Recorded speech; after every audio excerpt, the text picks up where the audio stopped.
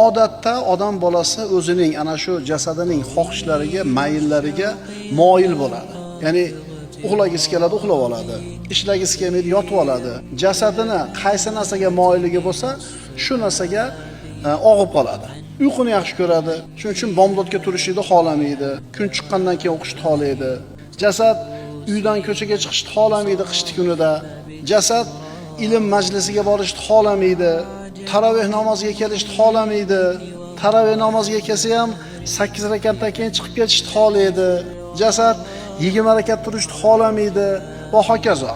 Qo'yingki, mana shu jasad umuman qiynalishni xohlamaydi. Agar inson ilmsiz, ustozsiz, ko'rsatmasiz, ta'lim tarbiyasiz qoladigan bo'lsa, mana shu nafsini, shahvatini, xohishlariga qulligicha qolib qoladi.